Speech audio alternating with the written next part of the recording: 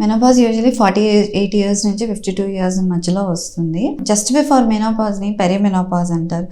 ఈ టైంలో విమెన్కి కొంతమందికి ఏంటంటే గ్యాప్తో బ్లీడింగ్ అవడం, మెన్సెస్లు 2-3 నెలలకి రావడం, కొంతమందికి ఎక్సెస్ బ్లీడింగ్ అవ్వడం, అండ్ ఇవి కాకుండా కొంతమంది మహిళల్లో హాట్ ఫ్లషెస్ అంటే శరీరం స్వెట్టింగ్ రావడం, వేడెక్కడం, తర్వాత మూడ్ స్వింగ్స్ ఉంటాయి, కోపం, చికాకు పెరగడం, ఇలాంటి లక్షణాలు కనిపిస్తాయి.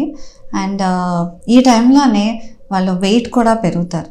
సో ఆ టైంలో మంచి డైట్ తీసుకోవాలి, కొంచెం ఎక్సర్సైజ్ అవి చేయాలి. ఈ టైంలో మహిళలు షుగర్ టెస్ట్, తర్వాత బోన్ డెన్సిటీ టెస్ట్లు చేయించుకోవాలి. బోన్ డెన్సిటీ టెస్ట్లో మనకు బోన్స్ ఎంతవరకు అయ్యాయో తెలుస్తుంది.